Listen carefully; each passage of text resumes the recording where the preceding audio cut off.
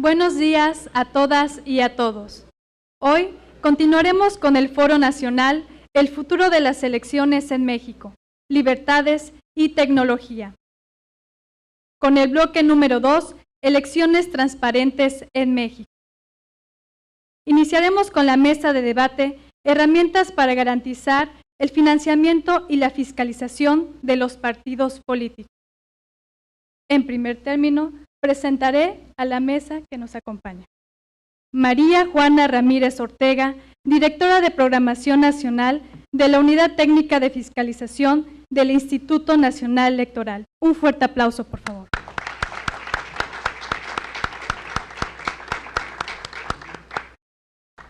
Horacio Vives Seguel, académico del Instituto Tecnológico Autónomo de México.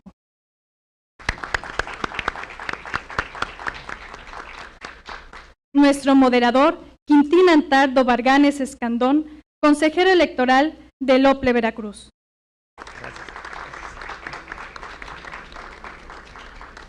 También contamos con la presencia del consejero electoral del Instituto Nacional Electoral, José Roberto Ruiz Saldaña. Bienvenido, doctor.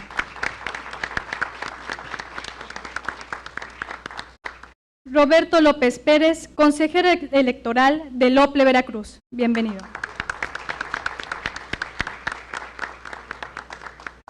Julia Hernández García, exconsejera electoral del OPLE Veracruz.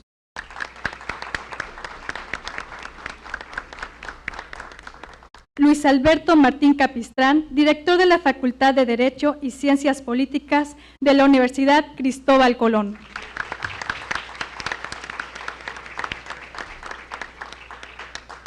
La doctora Minerva Cobos Lucero, catedrática de la Universidad Cristóbal Colón.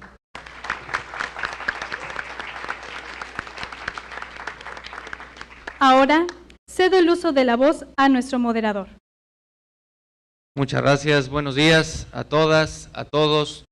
En esta calurosa mañana de martes tengo el honor de tener a mi derecha al doctor Horacio, a mi izquierda a la doctora María Juana, y al frente a un público al cual le agradezco a título personal y por supuesto institucional el compromiso y la cercanía que ha tenido con la institución con estos temas que son tan importantes para nuestra vida pública. La mesa que nos ocupa ahora tiene por título Herramientas para garantizar el financiamiento y la fiscalización de partidos políticos, y la mecánica será que ambos ponentes tendrán 12 minutos para poder desarrollar el tema. Después tendrán 6 minutos cada una y cada uno de ellos para las conclusiones, y después se hará una ronda, en su caso, de preguntas y respuestas del público que nos acompaña. Por lo cual, y con el objeto de dar una introducción a este tema, me permito leer lo siguiente. En México, el financiamiento que reciben los partidos políticos ha sido un tema controvertido. Como sabemos, estos institutos políticos ocupan un papel preponderante en nuestro sistema democrático. En la actualidad es difícil hablar de democracia sin considerar a los partidos políticos, pues son la principal herramienta de las demandas sociales. Me refiero, es el principal canal a través del cual fluye la selección de candidatas y candidatos, pero particularmente es la principal herramienta que tenemos como país para, a diferencia de 1910, a diferencia de 1810, no arreglar el acceso al poder a través de balazos, sino hacerlo a través de instituciones sólidas, de árbitros sólidos, nacional y locales, y de herramientas que dotan a toda esta clase política, que perfectamente puede estar integrada por cualquiera de los aquí presentes, para tener acceso al poder. Después, con la figura de candidaturas independientes, pues también se abrió hacia no necesitar nada más de partidos políticos, con todos los bemoles que esto pudiera tener. La regulación de las aportaciones públicas a los partidos políticos data de la reforma de 1977. La importancia de ella radica en que se brinda el reconocimiento de los partidos políticos como entidades de interés público y se obliga al Estado a protegerlos y asegurarles las condiciones indispensables para su desarrollo. Dicha reforma incorporaba prerrogativas a los partidos políticos como franquicias postales y telegráficas y tener acceso permanente a radio y televisión. Hoy en día nos preguntamos si es solamente radio y televisión los medios que tendrían que estarse regulando respecto de los partidos políticos, y no tendría que existir alguna regulación respecto de las redes sociales, que son ahora el principal canal y el canal inmediato de comunicación con un electorado que sí está ávido de conocer las propuestas y que lo hace principalmente a través de sus dispositivos móviles. Como se comenzó a dar dinero público a los partidos políticos, comenzó la necesidad, evidentemente, de dar una fiscalización a ese dinero público, de visibilizar en qué y por qué se gastaban esos recursos públicos los partidos políticos y en cómo esto abonaba a generar las condiciones para que el sistema de partidos fuera el canal a través del cual fluyera la democracia en nuestro país. Por ello, ambos temas, financiamiento y fiscalización de partidos políticos, son los que nos ocupan en esta mesa de debate, por lo cual me permitiré ceder el micrófono a la doctora María Juana Ramírez Ortega para que inicie su intervención, hasta por 12 minutos. Muchas gracias. Hola, muy buenos días a todos. Muchas gracias por la invitación. En esta ocasión venimos del Instituto Nacional Electoral a poder compartirles la experiencia en la implementación de herramientas y sistemas que hicieron posible una fiscalización que derivó de la reforma político-electoral del 2014. ¿Qué estaba pasando antes de esta reforma? Cada una de las entidades era responsable de organizar las elecciones en su territorio, pero también de llevar a cabo la fiscalización. Por otra parte, el Instituto Nacional Electoral, en ese entonces IFE, únicamente realizaba la fiscalización de los procesos electorales federales, es decir, aquellos en los cuales se llevaba a cabo la elección de la Presidencia de la República, de senadurías y de diputaciones. Adicionalmente, el informe, que era un reporte que los partidos políticos presentaban relacionados con los ingresos y gastos en los que habían incurrido durante los procesos electorales, se presentaba en papel y contaban con 60 días hábiles después del día de la jornada electoral, que es el día de la votación, para poder entregarlo. Adicionalmente, la autoridad que se encargaba de fiscalizar tenía 158 días hábiles para poder realizar la revisión de estos informes y entregar el dictamen final. Todo esto nos llevaba a que el resultado de la fiscalización se tuviera hasta año y medio después de que se había llevado a cabo el proceso electoral, cuando ya los candidatos ganadores tomaban posesión del cargo que habían justamente ganado en esa elección. Ante esta situación, ¿qué es lo que se originó? ¿Cuál fue el contexto político que estábamos viviendo en ese entonces? Pues una serie de acusaciones y reclamos mutuos entre los partidos políticos relacionados sobre violaciones a la norma electoral, específicamente en cuanto a los tipos de financiamiento, si recibías financiamiento ilícito, si habías rebasado el gasto o el tope del gasto de campaña e incluso sobre intervenciones de los gobiernos locales en los procesos electorales y en la fiscalización. ¿A qué llevó todo esto?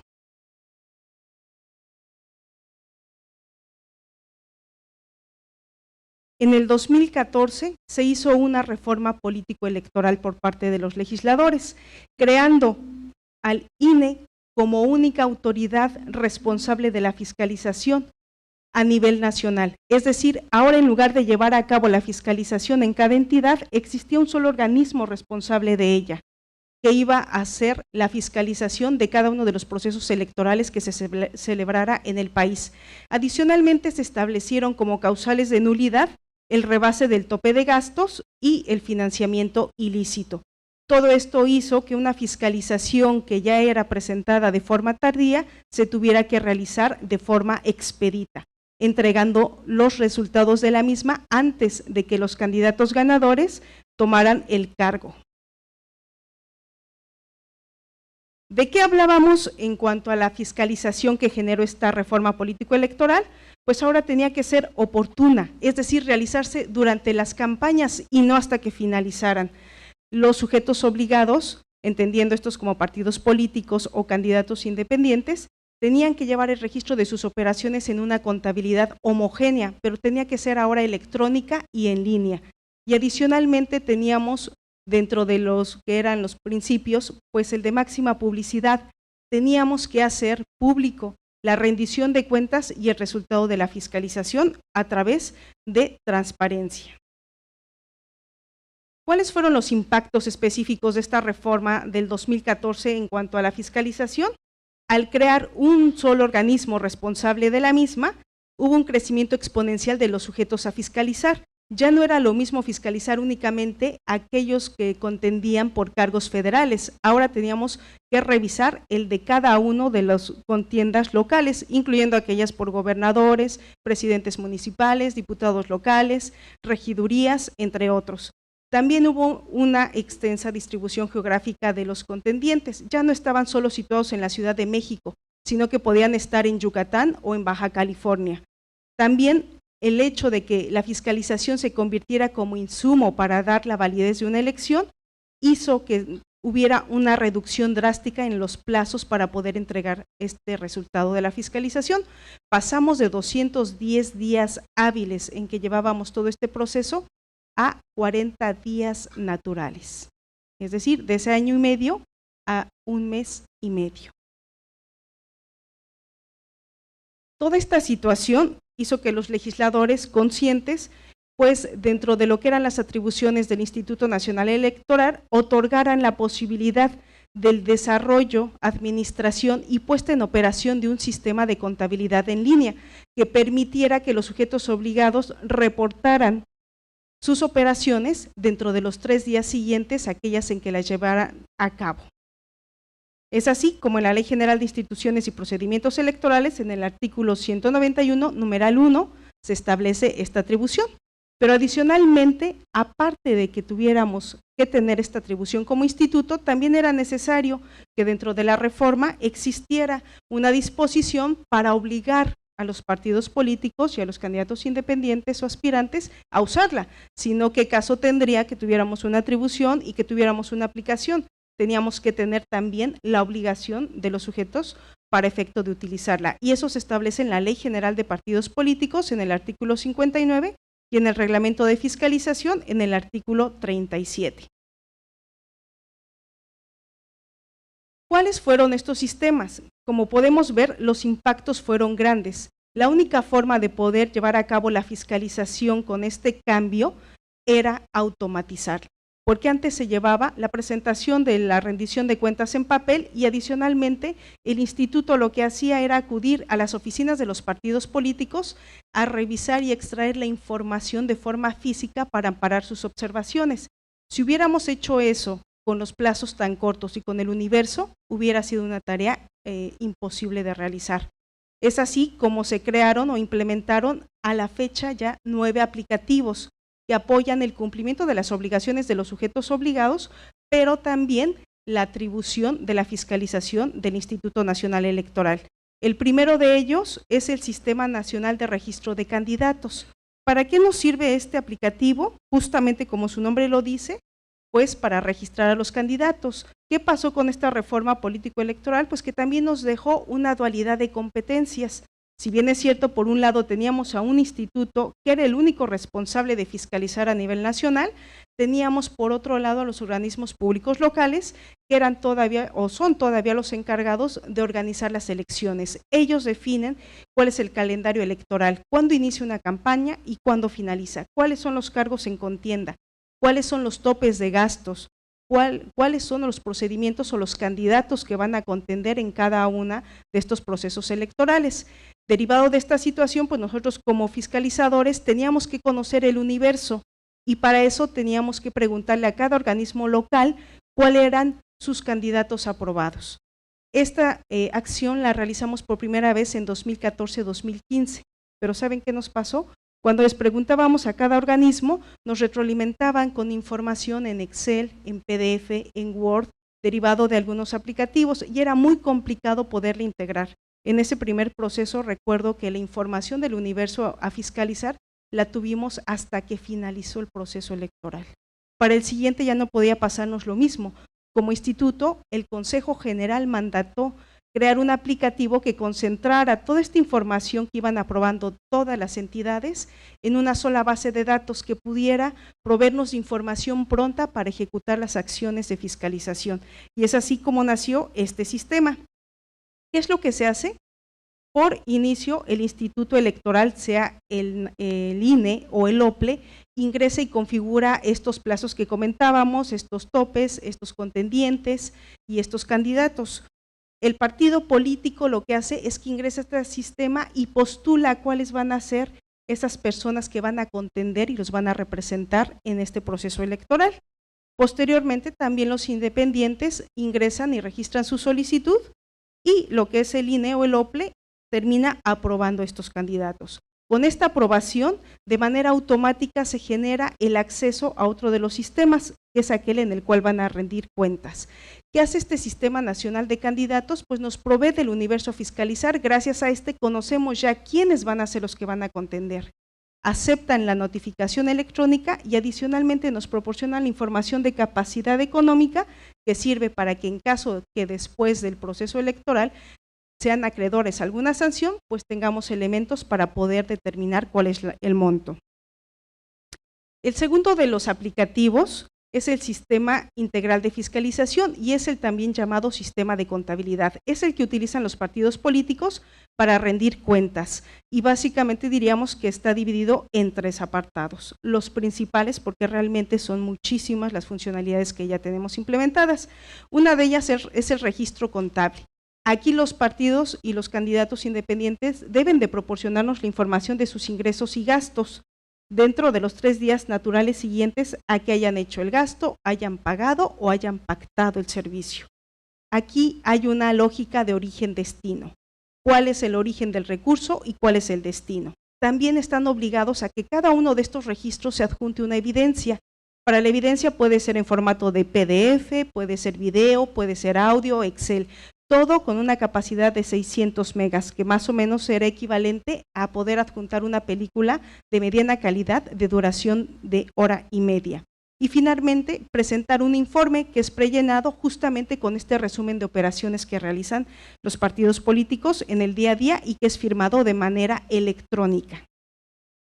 ¿Cómo funciona el registro contable? En este, pues es un instrumento que les decía yo que es contable. Tenemos una póliza en la que ponemos el periodo y la fecha de operación y una pequeña descripción del movimiento. En este caso vamos a ver un movimiento de aportación de un simpatizante de camisas blancas, ¿no? ¿Qué hacemos? Seleccionamos por inicio cuál es el tipo de gasto y para eso aparece una serie de catálogos ya predefinidos que nos sirven para homogeneizar la información. Para todos aparecen ahí ya los gastos de propaganda, por ejemplo, en revistas, en periódicos, y seleccionamos la correspondiente. En este caso, decíamos que es una aportación de camisas, se selecciona lo que es camisas, ¿no?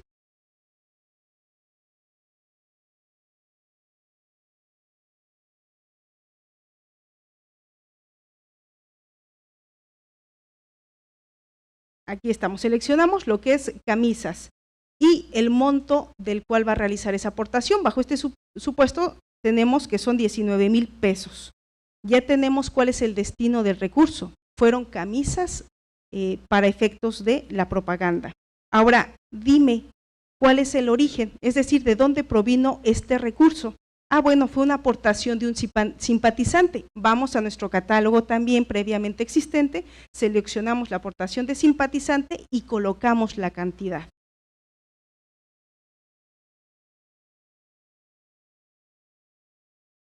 Ya tenemos entonces cuál es el origen y cuál es el destino del recurso.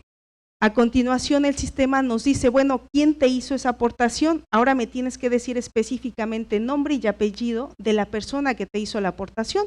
Y entonces elige, primero dar de alta a todos sus simpatizantes y militantes y después elige cuál de ellos hizo la aportación. A continuación está la etapa de, ok, ya me dijiste origen, me dijiste destino, me dijiste quién te aportó. Ahora adjúntame la evidencia de que existe ese movimiento y la evidencia puede ser una factura, una muestra, un contrato, un recibo. En este caso lo que hacen es adjuntar dicha evidencia en el sistema para soportar la existencia del movimiento. Finalmente tenemos la presentación del informe. Las campañas pueden durar de 30 a 90 días, dependiendo de cuáles sean los cargos en contienda. Durante esa etapa, los sujetos obligados deben de presentar informes por periodos de cortes de cada 30 días. Y en este informe lo que se presenta es el resumen de esas operaciones que registraron de forma diaria. Es el resumen de esos 30 días. ¿Qué es lo que hace? El sistema de manera automática agrupa esos importes de ingresos y gastos y hace el prellenado del informe para que el sujeto obligado únicamente lo presente. Si él quiere modificar algún dato de ingreso o gasto, necesariamente tiene que remitirse al registro de esas operaciones diarias y se verá reflejado de manera automática en este sistema. Es como tener tu declaración de impuestos de forma automática, pero es un poquito más complicado porque tenemos incluso el registro de las operaciones. Toda esta información que hace los sujetos obligados se ven reflejados de manera inmediata para que el auditor pueda revisar la veracidad de estas operaciones.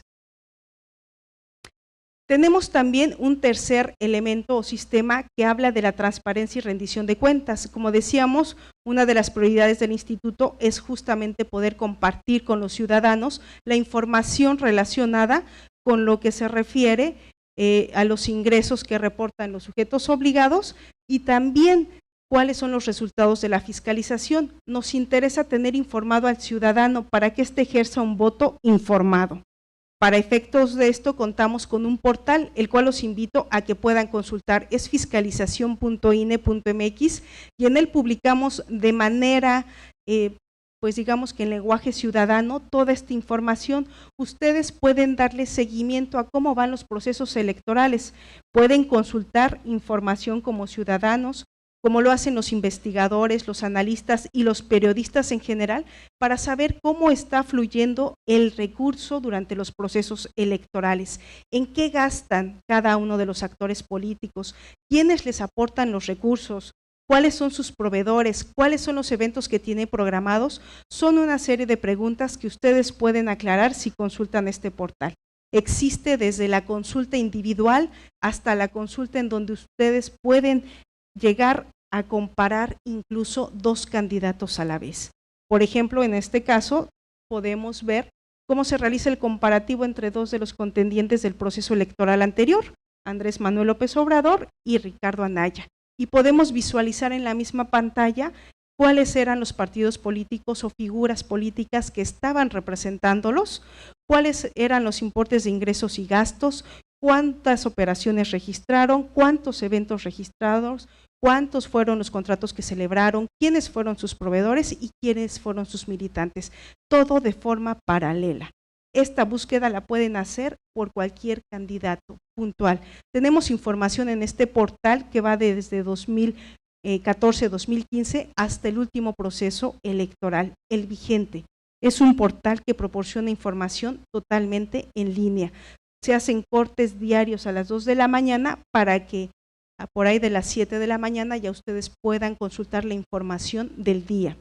¿Qué es lo que nos permitió este portal? Pues que la ciudadanía pudiera justamente conocer el cómo iba este reporte de ingresos-gastos en tiempo real de cada uno de los 17,699 contendientes que tuvimos en el proceso electoral más grande de la historia, que como saben fue el del año pasado, en donde tuvimos elecciones coincidentes y además elecciones en 30 entidades del país. Por el trabajo realizado, el INE se hizo acreedor al Premio Nacional de Innovación de Transparencia del 2008. A la fecha, el portal ha registrado más de 139,000 visitas, ya vamos para 140,000. La prensa ha utilizado la información que damos a conocer en este portal para efecto de poder publicar artículos en el que den cuenta de cómo va el avance del reporte de operaciones. No sé si les tocó escuchar que había ocasiones en que la misma prensa decía, oye, mira, de tantos candidatos que se tienen registrados a lo mejor para gobernador, pues resulta que de 5, 4 no han registrado operaciones y 1 sí, y los gastos van así. Los datos abiertos, que es una opción para que ustedes puedan descargar en Excel o en formato libre, la información a detalle, sirvieron para que también algunos portales ciudadanos pudieran alimentar portales adicionales en los que publicaran la información. ¿Cuáles han sido los logros que hemos tenido de la fiscalización? Pues justamente pasar de un proceso que en el 2011-2012, antes de la reforma electoral, nos permitía fiscalizar 1,605 informes Recuerden que en ese entonces era una fiscalización en papel y que además íbamos a sitio a poder ejecutarla. ¿Qué es lo que pasó con la reforma? Pues subió el número y pasamos de 1,605 a 24,185 informes, un incremento de 1,506% respecto de lo que traíamos en procesos anteriores. Para lo que fue 2015-2016, tuvimos un incremento de 1,167% respecto de lo que fue este proceso electoral del 2012. Pero para 2018 hemos llegado al máximo y tuvimos que fiscalizar 57,563 informes en un plazo, recuerden, de 40 días. Lo que antes llevábamos en año y medio, aquí lo tuvimos que hacer en 40 días. Un incremento de 3,587% más de lo que fiscalizábamos en 2012. Por eso fue necesario implementar las herramientas tecnológicas. No había manera de seguir haciéndolo de manera manual. ¿Cuáles son los retos que tenemos en materia de estos sistemas? Como podemos ver en esta gráfica, el informe de operaciones realmente al inicio de los procesos electorales es muy bajo. La mayoría de los sujetos obligados nos empiezan a reportar la mayoría de las operaciones en los últimos 3 días antes del cierre del proceso electoral, lo que hace que una fiscalización que debería de realizarse en 40 días se termine haciendo a fuerzas marchadas en los últimos 3 días. Ante esta situación vamos a implementar una modificación para efecto de que la autoridad fiscal, que es el SAT, nos proporcione las facturas electrónicas en el momento en que sean expedidas a los partidos políticos y nosotros podamos conocer la información en ese momento y poder ejecutar las acciones de fiscalización. Adicionalmente, les decía yo, ya tenemos 9 sistemas, vamos a fortalecerlos con intercambio de información de fuentes externas, como es el SAT, la Comisión Nacional Bancaria, la Secretaría de Economía, para efecto de verificar que las operaciones que son reportadas por los sujetos obligados realmente correspondan con la realidad y se van a implementar modelos de riesgo para poder llevar a cabo esta situación. Bueno, pues de mi parte, esta sería la pequeña presentación respecto a la experiencia que hemos tenido, el cómo se ha implementado en el Instituto Nacional para efecto de poder hacer realidad esta fiscalización en los cortos plazos y con este universo tan grande que tuvimos. Muchas gracias.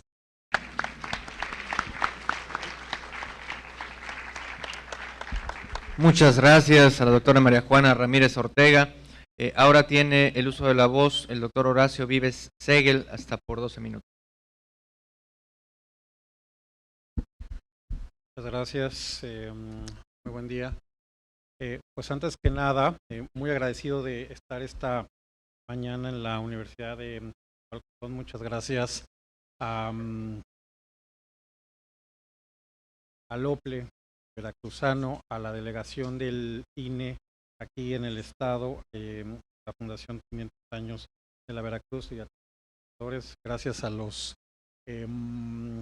funcionarios electorales, funcionarios académicos, todo a ustedes jóvenes por estar aquí esta mañana, porque déjenme decirles que es muy importante, me parece muy oportuno que se realice este foro, porque bueno, parece ser que vamos a tener una reforma política, una reforma electoral, medio a cuentagotas, tal vez no tan en forma como la que ocurrió tras Pacto por México. Hay que estar muy pendiente de lo que va a ocurrir, hay que estar muy atento de las discusiones, de las propuestas, de las reflexiones y sobre todo para que ustedes pues no den por sentado que las libertades, la democracia y este sistema de vida y de valores que nos encontramos disfrutando actualmente es otorgado o es gratuito, sino que se tardó muchos años en estar a base de esfuerzo de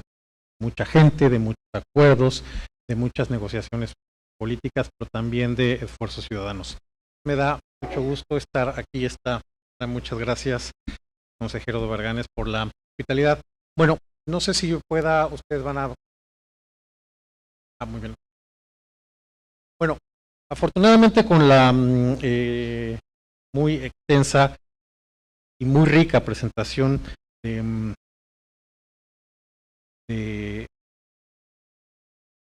de María Juana, pues la verdad es que me excuse de alguna manera de tratar por la parte de la fiscalización que yo iba a comentar, un poco también en beneficio del desarrollo del panel.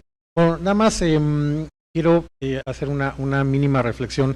Le estaba escuchando ella cuando estaba yo preparando mi propia presentación.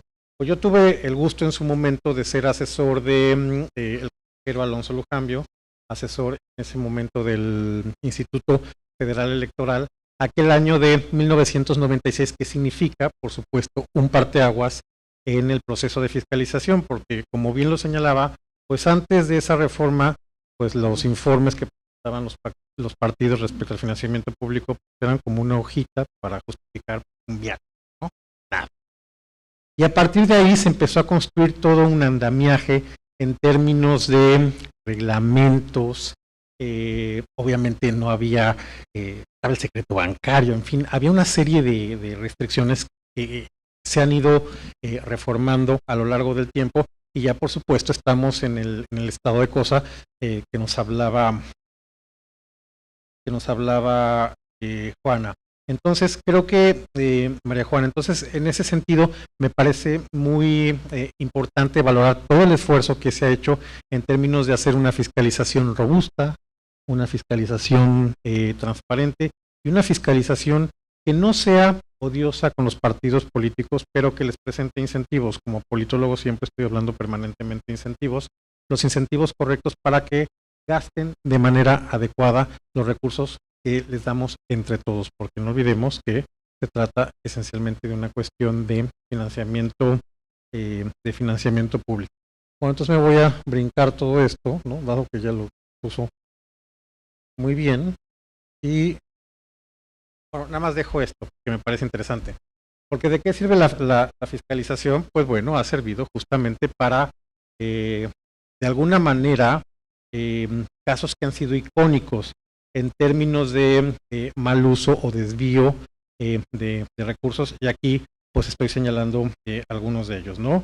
La parte de los minutos del Partido Verde en 2015, el fideicomiso de Morena en las elecciones pasadas, y los casos icónicos que empezaron un poco a abrir brecha, ¿no? A punta de golpes de sentencias, de impugnaciones, ¿no? Que fueron muy importantes, casos de Amigo de Fox y de Pemex Gate, que recordemos que la multa de Pemex Gate ha sido la sanción más alta impuesta por una autoridad electoral administrativa confirmada en un tribunal a un partido político por mal uso de recursos, y las elecciones de 2012, el caso Morena. Bueno, ahora sí voy a hablar específicamente de la parte del financiamiento. Bueno, como sabemos, los partidos tienen esencialmente dos grandes rubros de financiamiento. El financiamiento ordinario, que se fija anualmente, y es una fórmula tremendamente rara, y ahora vamos a hablar un poco del origen de esta fórmula. ¿Cómo es el financiamiento ordinario público de los partidos? Se fija anualmente multiplicando el número total de ciudadanos inscritos en el padrón electoral por el 65% del valor de las unidades de medida de acción, ¿no? Antes el salario mínimo. El 30% de esa cantidad se distribuye dependiendo de la fuerza política del partido, atendiendo a la última elección de diputados federales, ¿no? El 70%. Y el 30% se distribuye de manera igualitaria entre todos los integrantes del sistema de partido. Bueno, y luego tenemos el financiamiento para la obtención del voto, el financiamiento de campañas. Esto es un 50% si es una elección completa concurrente, esto es para Cámara, Diputados y Senado, y solamente un 30% para cuando es solamente elección de diputados federales. Y bueno, y luego también tenemos el financiamiento público que se le da a los partidos de esos locales, o al financiamiento para el sostenimiento de actividades ordinarias y financiamiento de campaña. Bueno, quiero que veamos un poco estas dos láminas que les pongo para exponer un poco los términos de la discusión. De manera muy acertada, pero Tobar Ganes abría el panel con una alusión a la reforma del 77.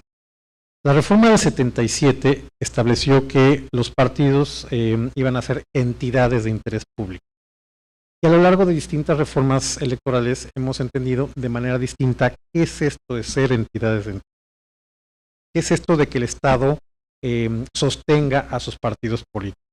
En efecto, en el 77 era acceso a franquicias telegráficas, postales y un poco a estos programas medio aburridos que había de RTC, ¿no? Digamos, para que se promocionaran algunos mensajes y contenidos partidarios. Pero ¿qué ocurrió en la reforma de 1996? Que abrió la llave del financiamiento de manera exponencial a los partidos políticos. Fíjense nada más qué interesante, y es un poco la magnitud de una de las discusiones que están en el ambiente político, en el ambiente público en este momento.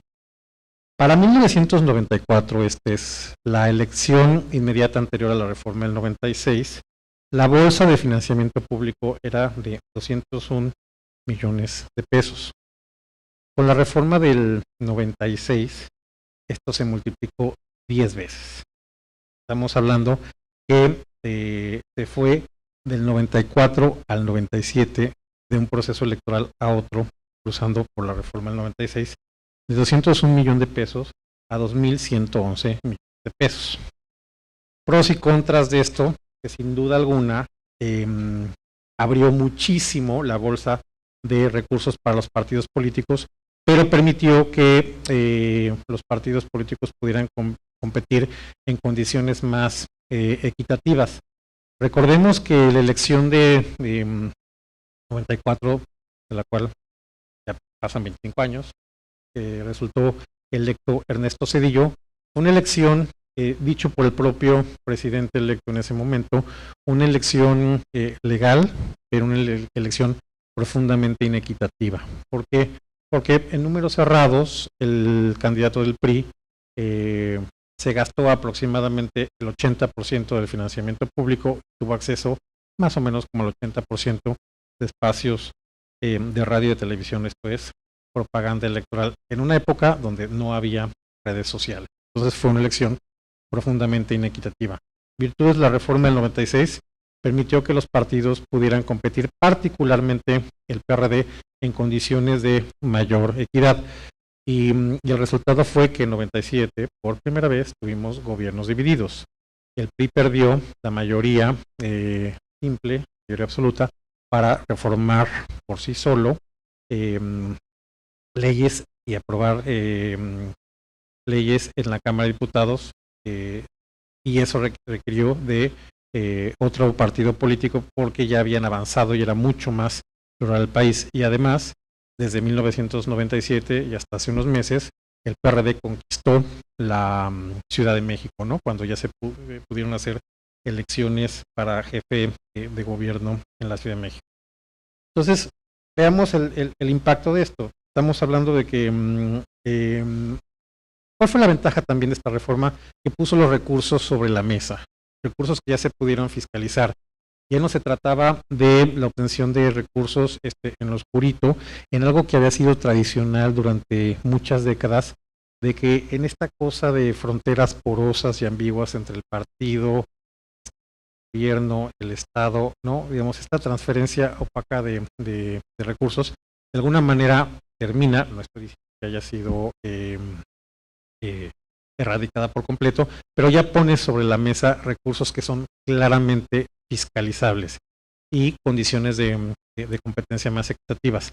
Tal vez demasiado, el error a mi juicio de la reforma del 96 es que dio demasiados recursos a los partidos políticos. Y vean que, por ejemplo, en el caso del PRI, pasó de 99 millones a 892, o sea, no es que el PRI se haya desprendido, repartido, ¿no? la bolsa de recursos que tenía, sino que esta creció para todos. El PAN pasó de 29 a 527 y el PRD de 20 a 390. Un crecimiento exponencial de los partidos. Gracias. Luego, esto si lo comparamos con esta vamos a la de 2019, que es interesante.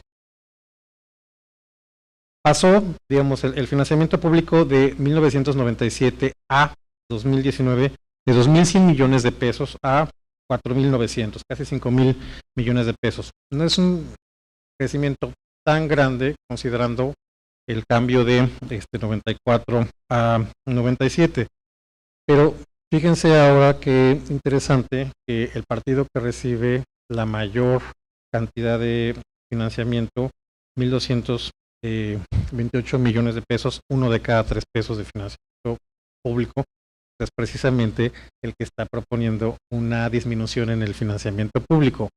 Es el mismo partido que en 2017 en Yucatán evitó que el financiamiento público que había aprobado el Congreso local de Yucatán, una reducción del financiamiento público, o que más bien se destinara para otros fines sociales, impugnó ese acuerdo y lo termina ganando en la Corte.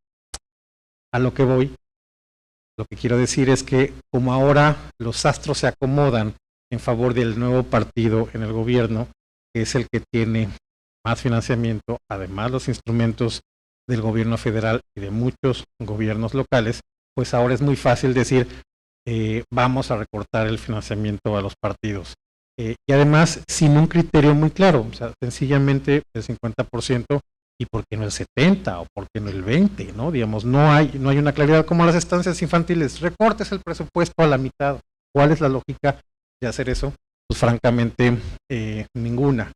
Y por último cierro, probablemente ustedes hayan revisado, creo que fue hace 2 semanas, la columna del siempre lúcido José Waldenberg, en la que hablaba de qué ocurriría si se hubiera aprobado eso que propone el partido en el gobierno, en el presupuesto del año pasado para el presupuesto que van a tener los partidos este año.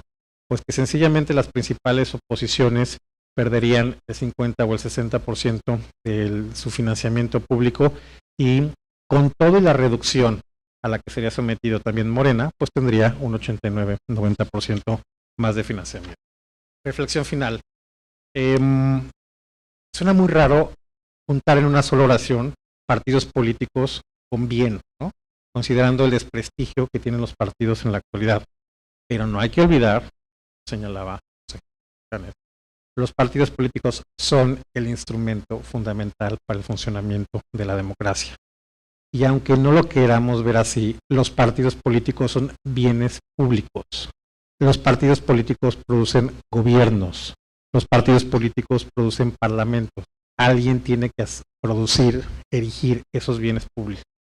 Y eso hay que financiarlo, y más vale que lo financiemos con recursos públicos, porque si no la política se va a convertir en un asunto de intereses privados y de quién tiene más dinero y qué interés oscuro para financiar.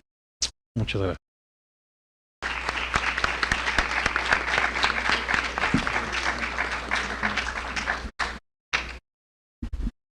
Muchas gracias, doctor. Ahora me permito hacer una brevísimo resumen de todo lo que se dijo en la mesa. La doctora María Juana Ramírez Ortega nos presentó toda el sistema de fiscalización con el que se cuenta. Introdujo 3 de esos sistemas, aunque comenta que son 9 aplicativos.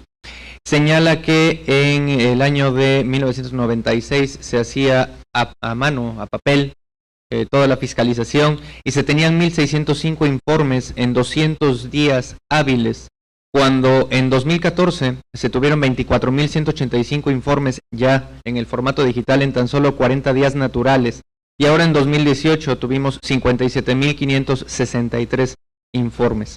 Que la fiscalización antes se daba efectivamente hasta año y medio después, cuando ahora se da en 1 mes y 10 días. Que los principales aplicativos de la sistematización con la que ahora cuenta el Instituto Nacional Electoral, y que además le permite llevar la fiscalización no solamente de los procesos electorales federales, sino también de todos los procesos electorales locales, se encuentra el Sistema Nacional de Registro de Candidatos, el Sistema de Contabilidad para rendir cuentas, que funciona a base de la lógica origen-destino y que se conforma en informes de ingresos y gastos. y el sistema de transparencia y rendición de cuentas. Finalizaba ella su intervención con la invitación a que pudiéramos accesar al sitio fiscalización.ine.mx, en donde inclusive, y esto no son palabras de ella, son palabras mías, pero como si fuera esto un autocompara de seguros de automóviles o algo por el estilo, pudiéramos comparar cuál fue el desempeño, el desarrollo en términos de fiscalización de candidaturas concretas. En este caso ella hacía el ejemplo con la candidatura de Andrés Manuel López Obrador y Ricardo Anaya en el proceso federal. Y bueno, pues a mí me parece extraordinariamente complejo cómo hemos avanzado de hacer todo a la antigüita, entre comillas, y ahora tener tantas herramientas digitales, herramientas tecnológicas para poder abarcar un mundo de información más. Por su parte, el doctor Horacio Vives Segel nos compartía que efectivamente antes de 1996 los informes eran en papel y que la fiscalización robusta, a él como politólogo le gusta abordarlo desde un punto de incentivo para gastar de manera adecuada para los partidos políticos. Retomaba 5 ejemplos de por qué es importante la fiscalización y qué cosa pasa cuando esta fiscalización es eficiente para evidenciar estas cosas. El caso del Partido Verde Ecologista en 2015, el fideicomiso de Morena, los amigos de Fox, Pemex Gate y Monex. Nos compartía que el financiamiento está conformado por 2 grandes complejos, uno de ellos el financiamiento ordinario, en donde se da de manera anual, multiplicando el padrón electoral por el 65% de la unidad de medida y actualización, en donde el 70% es por méritos electorales y el 30% se reparte de manera igualitaria. Y finalmente, también un conjunto de financiamiento de campañas de 50% más, en su caso si son elecciones completas, o solamente el 30% si se eligen solo diputados federales, más el financiamiento local. Él hacía la reflexión de que esas entidades de interés público, a partir de la reforma de 1996, pasaron de tener en 1994 201 millones de pesos a 2.111 millones de pesos en 1996, a 4.900, casi 5.000 millones de pesos en 2019. Y reflexionaba que si bien de 1996 a 2019 no es un crecimiento tan importante, es un poco más del doble de lo que se tenía, en 1997, es importante que exista este financiamiento, por la razón que abordaré a continuación. No obstante, hago el paréntesis que él también hacía, en donde refería que en 1994 esa bolsa de 201 millones de pesos, en palabras del expresidente de la República, dijo que era una elección legal, pero no era una elección equitativa, era más bien inequitativa, porque el 80% del financiamiento y del espacio en medios lo concentraba un solo candidato. En 1997, ya después de este sistema de financiamiento, se tuvieron las primeras elecciones realmente divididas, en donde otros partidos políticos tuvieron acceso al poder. Finalmente, hacía la reflexión de que pues son entidades de interés público los partidos políticos porque producen gobiernos y parlamentos, y por eso, aunque sea gravoso, aunque sea oneroso para para las finanzas públicas, la existencia del sistema de partidos políticos, son necesarios y tendríamos como sociedad que ponderar muy bien cuál es la importancia que tienen los mismos para la vida democrática de nuestro país. Ahora cedería yo el uso de la voz a la doctora María Juana Ramírez Ortega para sus conclusiones, hasta por 3 minutos. Muchas gracias. Bueno, pues como hemos visto, el avance en la implementación de herramientas y sistemas para la rendición de cuentas ha dado un gran salto. No obstante lo anterior, todavía estamos trabajando y continuaremos en este camino para efecto de poder modernizar también la fiscalización. Como les comentaba yo al final de la plática o intervención anterior, pues en realidad estamos ya construyendo modelos de riesgo que nos permitan poder verificar que lo reportado por el sujeto obligado corresponde a lo realmente efectuado. Un ejemplo que fue ya de conocimiento público fue el caso del Bronco. Voy a platicarles. Recordarán que los candidatos independientes, una de sus principales fuentes de financiamiento son las aportaciones que tienen los simpatizantes. Al revisar las aportaciones, el auditor detectó que de manera formal el registro de estas reunía los requisitos legales. ¿Estaban correctamente registradas? Sí. ¿Tenían la evidencia legal? Sí. Entonces cumplían con la formalidad.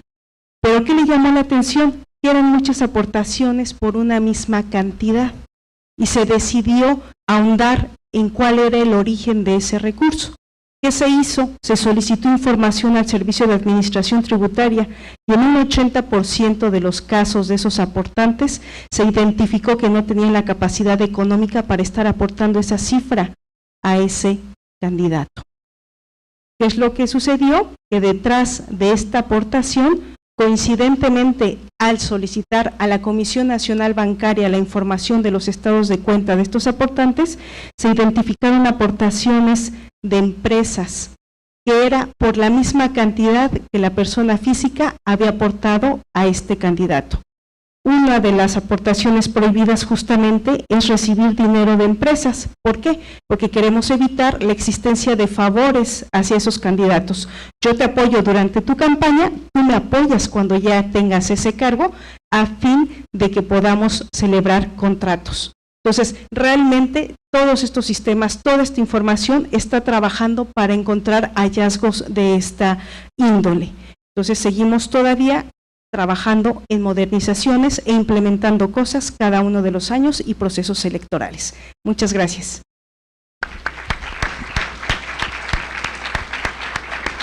Ahora me permito ceder el uso de la voz al doctor Horacio Vives Segl, hasta por 3 minutos, doctor. Bueno, en ánimo de economizar el tiempo y para no retrasar mucho el panel, preferiría irme directamente a contestar una de las preguntas. Dice, México está preparado para los controles de fiscalización para migrar a un sistema de financiamiento público menor y privilegiar los fondos privados. Es que no, por lo menos desde mi perspectiva, yo no tengo problema, al contrario, me parece que es adecuada la regla de privilegiar el financiamiento público sobre el financiamiento privado. Creo que está bien que los ciudadanos que así lo deseen participen en un partido o militen en él y que, como lo permite la ley, hagan aportaciones de militantes o de simpatizantes o los propios candidatos a sus campañas. Está bien que tengan un tope, que eso también es otro de los controles de fiscalización. Pero volvemos a lo mismo. Si llegáramos al absurdo de desaparecer el financiamiento privado, la política necesariamente requiere de recursos. No nos vayamos con el argumento engañabobos de que no se requiere dinero para hacer política, para hacer campañas. Y si el Estado no financia esta actividad, que insisto, es para tener bienes públicos, los privados, los que tengan más recursos e intereses profundamente mezquinos para incidir en la política, van a ser los que van a financiar a los partidos políticos, porque justamente van a esperar como tasa de retorno lo que hablaba María Juana, incidir en los gobiernos o en los parlamentos. Esto ya ocurre, o que ha ocurrido, sí, pero si no mantenemos un esquema de financiamiento público, lo que seguro garantizamos es entregar la política a intereses privados, y el que tenga para pagar, pues va a ser el que tenga para decidir, ¿no?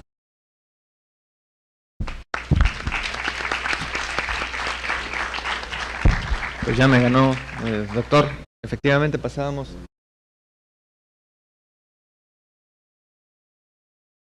Efectivamente lo que sigue es la sesión de preguntas y respuestas. Muchas gracias a la doctora María Juana por su intervención, al doctor Horacio por su intervención, y me gustaría, si me permite, por favor, dar lectura a una de las preguntas que hicieron por redes sociales. El doctor Horacio ya me ganó con la suya. Y dice así: ¿por qué es necesaria la fiscalización? ¿Y cómo el ciudadano puede percibir el alcance de la fiscalización? Bueno, ¿por qué es necesaria la fiscalización? Porque, como ya se comentaba en el caso del financiamiento, pues son aportaciones preponderantemente de recursos públicos. Al ser públicos, pues debemos de conocer cuál es el destino de ese recurso que estamos otorgando.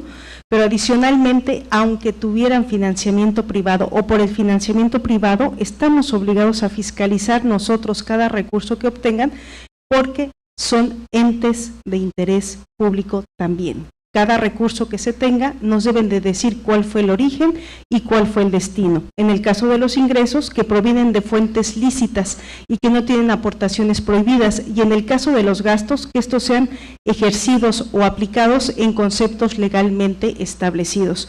para ambos supuestos que no rebasen los límites que ya también se comentaban. A nosotros como ciudadanos yo creo que nos interesa conocer cuáles son las actividades que realizan los partidos políticos por hacer esa rendición de cuentas y por transparentar la información que respecto del recurso que obtienen están realizando. Es para tener también un voto que sea basado en la información, conocer quiénes están reportando, qué tan en tiempo lo están haciendo. Yo creo que nos permite prever también cuál va a ser su gestión como nuestros gobernantes o representantes para la vida política. Muchas gracias. Muchas gracias, doctora María Juana. Ahora abrimos el foro para público que nos acompaña, por si tuvieran alguna pregunta. Por aquí ya tienen una.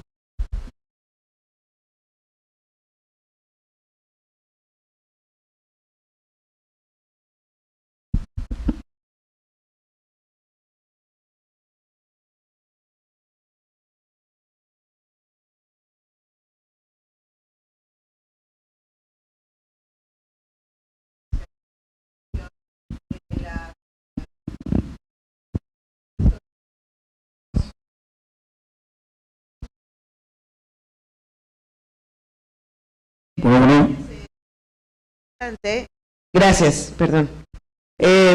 Repito, bueno, no sé si se escuchó, la iniciativa de Jorge Kumamoto, que bueno, en su momento hizo mucho ruido, y que tiene que ver precisamente con este financiamiento público que entendemos que tal cual, como lo señala el artículo 41 de la Constitución Política de los Estados Unidos Mexicanos, es necesario, al igual que, bueno, sabemos que hay un financiamiento privado que también está regulado por la legislación mexicana.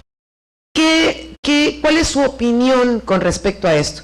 Haciendo un poquito de puntualización, el hecho de que la distribución no únicamente se basa en el padrón nominal, que lo sabemos que lo llevan los compañeros del INE, bueno, las personas del INE, muy bien llevado por cierto, sino tomar en consideración pues los resultados de la votación emitida, porque en alguna de las situaciones que se dio cuando esto, decían que a veces, indebidamente, ¿verdad? Esto ya tiene que ver con otras cuestiones, pues a veces el padrón no está actualizado, no porque sea responsabilidad del INE, es responsabilidad del ciudadano y de los deudos del ciudadano que falleció. ¿Qué piensan ustedes al respecto de esto?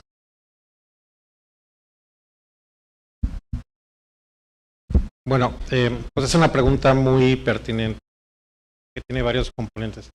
En primer lugar, yo debo decir que me gusta mucho la iniciativa de Pedro Kumamoto, porque está ligado justamente a incentivos. Esto es, a ver, México tiene unas tasas muy altas de participación, aunque no lo queramos ver así, un 40% para elección legislativa y un 60% de elección concurrente con presidencial es una participación muy alta en un país donde el voto no es obligatorio, o es obligatorio en la retórica, porque la Constitución dice que te tienes que ir a votar y tal, pero ustedes lo saben, si no vas a votar no pasa absolutamente nada, ¿no? Entonces, ese es, digamos, el estándar de votación.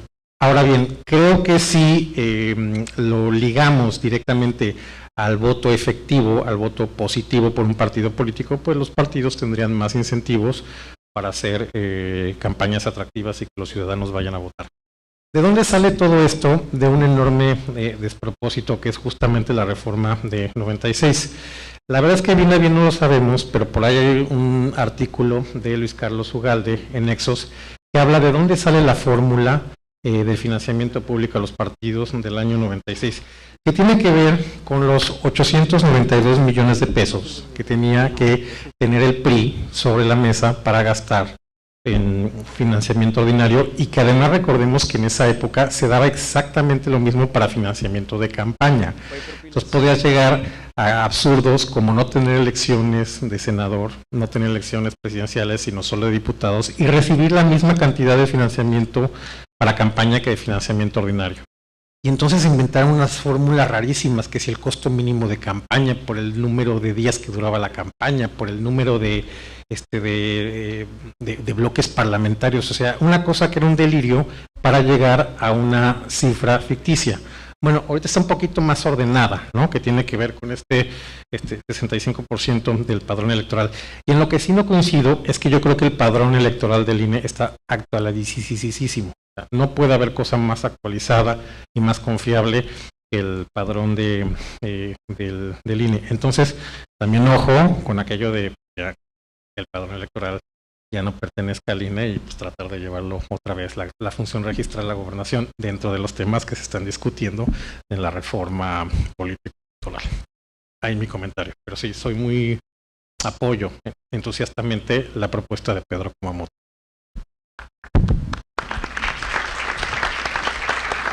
Gracias, doctor. ¿Quisiera usted? Bueno, creo que todo este tema del financiamiento es bastante interesante y hay que tomarlo con un análisis muy profundo para efecto de, pues, que en la implementación tratemos de que los errores sean los mínimos, ¿no? Considero a manera muy personal que el caso de sujetarlo a temas de votación sin que tengamos también un andamiaje legal que haga lo que comentaba ya el doctor, obligatorio el voto, pudiera llevarnos al hecho de que el llamado voto de castigo pudiera incidir en un financiamiento negativo, ¿no? ¿Qué es lo que pasó? En Perú, por ejemplo, allá existe la obligación de votar. Legalmente, si no lo haces, te sancionan y adicionalmente incluso te limitan la prestación de ciertos servicios públicos. Creo que aquí deberíamos de hacer algo similar antes de implementar algo relacionado. Es algo que no debe de ir solo, que debemos de acompañar de otras cosas y considerar otras situaciones, ¿no? Creo que a la ciudadanía, a los mexicanos en especial, hay ocasiones en que nos da muchísimo coraje ciertas decisiones de nuestro gobierno que nos hacen que el día del voto vayamos y castiguemos de X forma o que incluso omitamos votar. Tenemos que tener cuidado con ese tipo de situaciones que pueden incidir tal vez en un efecto que no sea tan positivo al momento de financiar a estos partidos, ¿no? Y agregaría incluso una frase que también he escuchado muchísimo en cuanto al tema del financiamiento. ¿Qué tan caros salen los partidos políticos? Pero hay quien menciona, más caro saldría una monarquía. Sigamos con nuestra democracia, ¿no? Gracias.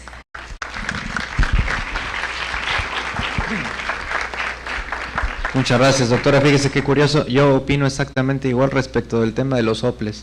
¿Qué tan caro salen los soples? Sale mucho más caro no tenerlos, estoy de acuerdo con usted. Ahora, abriría yo la sesión también de preguntas y respuestas para el público, pero ya para condensar todas las preguntas y si les parece bien que en una sola ronda se contestaran. Si hubiera alguna otra, por favor, de este lado. Licenciado Armando Herrero Mercado, he ocupado varios cargos en materia electoral, desde capacitador hasta vocal secretario suplente. La pregunta sería el tema medular de la transparencia y rendición de cuentas de los partidos políticos. Decían, ¿qué tan importante es? Sumamente importante como entidades de interés público. Un debate dentro de la sociedad civil ha sido, ¿por qué cuando hay omisiones en el manejo presupuestal que tienen los partidos o bien excesos en gastos de campaña, por qué en un momento dado se les sanciona dentro de las mismas administraciones, es decir, del presupuesto que reciben como entidades de interés público, y no con sanciones en líquido, es decir, sanciones en efectivo? Porque en un supuesto nosotros somos un partido político, no importa que cometamos una serie de sanciones, al final solamente me va a decir el INE, el órgano electoral, yo te descuento de tus administraciones, se acabó, y eso provoca que no haya tal inhibición en sus omisiones. Sería para cualquiera de los ponentes. Es un gusto. Muchas gracias. ¿Alguien más?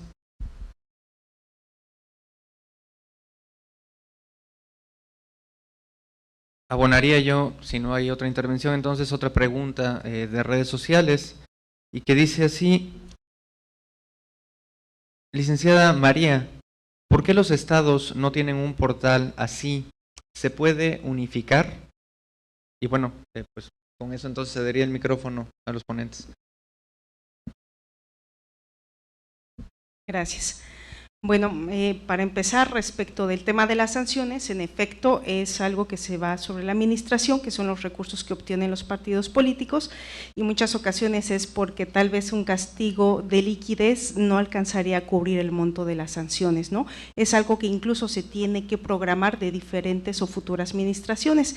Pero también tenemos otro tipo de sanciones, las más leves pueden ir desde una amonestación pública hasta, en el caso, por ejemplo, de gastos que omiten reportar, pues nosotros contabilizamos y determinamos el precio con base en una matriz y tomamos el precio más alto, de tal forma que si un partido político no nos llega a reportar, voy a decir algo muy burdo, la adquisición de una laptop que vale 10,000 pesos, nosotros con esa matriz vamos e identificamos el costo más alto de las labs que tenemos registradas para ese territorio y se las cotizamos al monto más alto.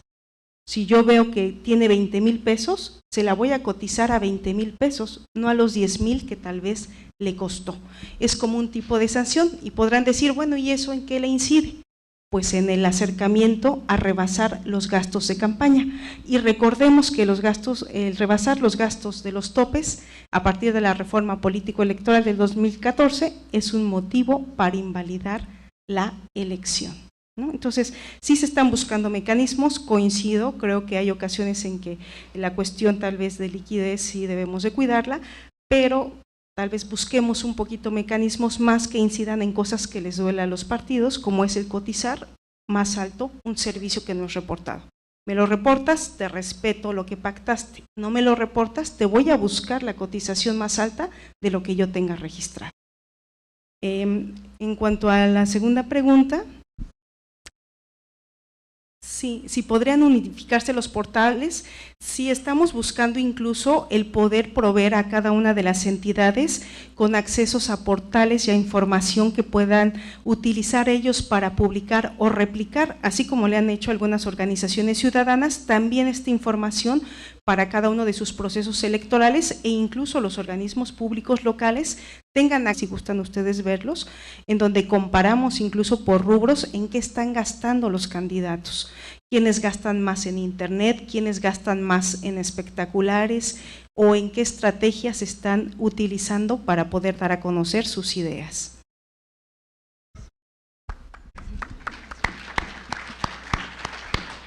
Finalmente, y para cerrar, el doctor Horacio. Bueno, nada más un comentario puntual, coincido, ¿no? Digamos, sí están malos los incentivos porque si los partidos cometen conductas irregulares y es dentro del mismo financiamiento que tienen los partidos, pues no es un incentivo adecuado, eso tendrá que cambiar, aunque ciertamente la reforma de 2014 creo que mejoró y el comportamiento de los partidos lo demostró, son mucho más cuidadosos de no rebasar el tope, porque antes de la reforma del 14 pues podrían, el guión era muy conocido, ¿no? Rebasaban el tope, decían que no, que el instituto los fiscalizaba de manera odiosa, impugnaban y el tribunal terminaba tal multa y la verdad es que lo pagaban con gusto con tal de ganar el cargo y que no se lo retiraran. Entonces eso creo que hizo bien la reforma del 14. Bueno, nada más finalmente pues quiero agradecerles su presencia esta mañana y hay que estar muy conscientes de las reformas que se están proponiendo. México es un país que creo que esto ha sido muy valioso en general, de reformismo electoral. Después de las elecciones presidenciales, siempre, desde 1976, siempre hay una reforma electoral. Creo que en la gran mayoría de ellas han sido positivas, han dado buenos resultados en términos de pluralidad, de libertades, pero bueno, creo que lo que estamos, se nos está poniendo enfrente tiene algunos riesgos que es importante estar atentos, por eso me parece muy relevante que se sigan haciendo estos foros, requiere mucha discusión, mucho análisis, mucha participación y intervención de los jóvenes, de la gente que esté estudiando Derecho, que esté estudiando Ciencia Política, de la academia. Entonces, bienvenidas todas estas discusiones y muchas gracias a Cristóbal Colón, al OPLE, al INE en Veracruz por propiciar este intercambio de ideas. Muchas gracias. Muchas gracias. Gracias, doctor. Finalmente no me resta más que agradecerle a la doctora María Juana, al doctor Horacio, al público asistente, desde luego. Agradecer mucho a la Universidad Cristóbal Colón, a las compañeras y compañeros consejeras y consejeros electorales, al doctor José Roberto Ruiz también por su presencia aquí el día de hoy. Y no dejo de reconocer la presencia del magistrado Oliveros, que está aquí en primera fila, magistrado, y del licenciado Josué Cervantes, que está ahí atrás también, de la Junta Local del Instituto Nacional Electoral. Muchísimas gracias por su atención.